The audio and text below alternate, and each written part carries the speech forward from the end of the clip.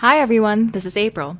In this video, I'll talk about two Android phones that have been on many people's mouths these days. The Samsung Galaxy S3 GT i9-300 and the Bond phone, the Sony Xperia T LT30P, also known as the Sony Xperia TL LT30AT on AT&T. These are two cool phones, each one having a certain appeal. Watch the rest of this review to find out which one appeals to you most. If you're looking for a phone that is easy to carry around, you won't have any problem with these phones.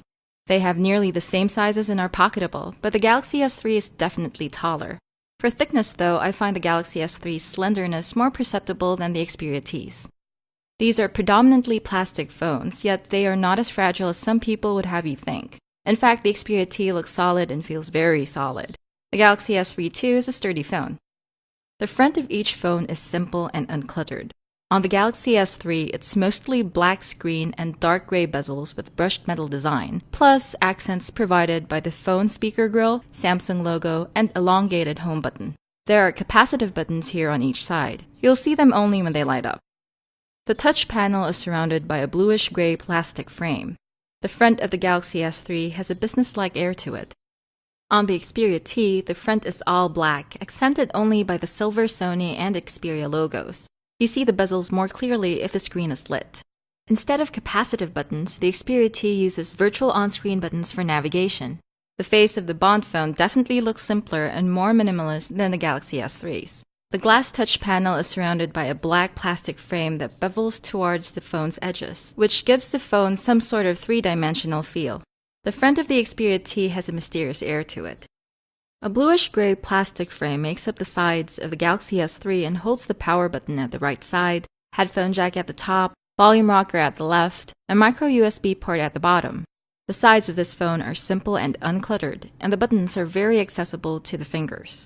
In the case of the Xperia T, the sides of the phone are made of the same material as the back and is one with the phone's back panel.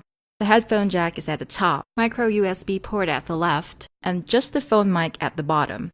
The right side of the phone is the busiest side. You can find here the compartment for microSD and microSIM cards underneath this flap, and down here, the power button, volume rocker, and dedicated shutter button. I'm not quite fond of this position of these buttons because I find them hard to reach when holding the phone in portrait, but they're in perfect locations when holding the phone in landscape. Just as the front of these two phones look lovely, the backs of these phones are lovelier. On the Galaxy S3, you get a dark bluish-gray polycarbonate backplate with the same brushed metal design as the phone's sides and bezels. This is a removable back cover, which I like very much. It's very thin and light, but it seems sturdy. Beside the microSIM slot, there's a slot for a microSD card for up to 64 GB. The battery itself is removable, so I can replace this with a new one if it reaches its lifespan. On the Xperia T is a soft-touch rubber back panel that doesn't attract fingerprints as fast as the Galaxy S3's glossy backplate does.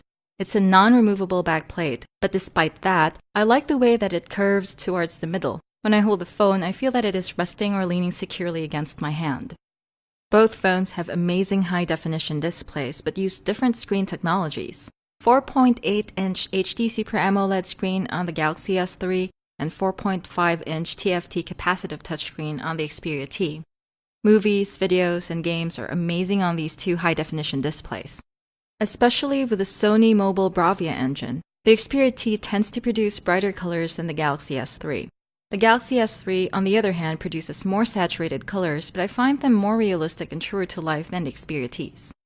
These stunning displays make watching HD videos perfect on both phones. Both can play 1080p videos without choking or lagging. Aside from playing videos excellently, the Galaxy S3 has the pop-up play feature that allows you to multitask while watching a video. This feature is not available on the Xperia T. For audio playback, sound level and quality are actually wonderful on both phones. Their stock music players have simple interfaces and leave a lot of room for flexibility in the form of equalizer presets, multiband equalizers, and sound filters and enhancements that make listening to music simply delightful. Two different processors power these phones, a dual-core processor on the Xperia T and a quad-core processor on the Galaxy S3. In general, both phones run smoothly and fluidly, though I noticed some lag on the Xperia T when launching apps and scrolling between home screens. The Samsung phone uses the TouchWiz Nature UX, while the Sony phone uses the Timescape UI. Each of these has a lot to offer to its respective fans. The Galaxy S3's smooth performance can be attributed to both its quad-core processor and to Android 4.1 Jelly Bean's Project Butter.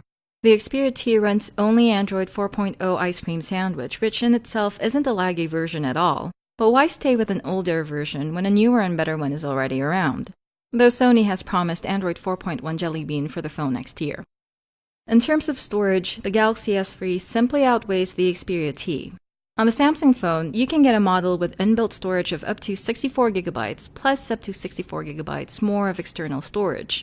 The Xperia T has only a 16GB model, but thankfully you can add up to 32GB of microSD storage, bringing total storage to 48GB. The Xperia T's 13-megapixel camera with Sony Exmor R sensor blows the 8-megapixel shooter on the Galaxy S3. Aside from that, the Xperia T also has a dedicated shutter button that makes photo or video capture truly one click, making the phone double as a very thin digicam. The cameras on both phones can shoot 1080p videos too, but you can also shoot at lower resolutions. Although their cameras differ in megapixel sizes, photo quality of the Galaxy S3 can easily match that of the Xperia T given adequate lighting. The phone's cameras are both fast and snappy too. Though in our testing of the cameras in low light settings, Galaxy S3 photos turned out a bit noisy and dark, yet the Xperia T produced crisp and clear images. The Galaxy S3 bears the standard features of the earlier Jelly Bean camera app, but also includes several great additions from Samsung, such as Burst Shot, Best Photo, Share Shot, Voice-Activated Shutter, and Image Stabilization for videos. Providing power to the Xperia T is an 1850 mAh lithium-ion battery for up to about 7 hours of talk time on 3G. On the Galaxy S3 is a 2100 mAh lithium-ion battery with about 12 hours of talk time on 3G.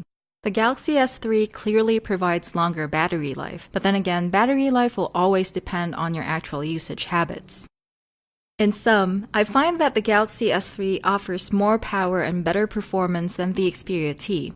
It runs the penultimate version of Jelly Bean on quad-core power and gives you up to 128GB of storage. It has a responsive camera that snaps great quality photos and videos, although with only 8 megapixels against the Xperia T's 13 megapixels. The HD displays on these two phones are also wonderful, though each one might appeal to different viewing tastes. And though I personally favor the Galaxy S3 over the Xperia T, you shouldn't easily dismiss the Sony phone. Its dedicated shutter button, awesome display, and unique phone design just might tide you over. I've made my choice. What's yours? Leave a comment and let us know. Get more Android news and reviews at AndroidAuthority.com and from our YouTube channel. Thanks again for watching. This is April. Until next time, may the light side of the Android Force be with you.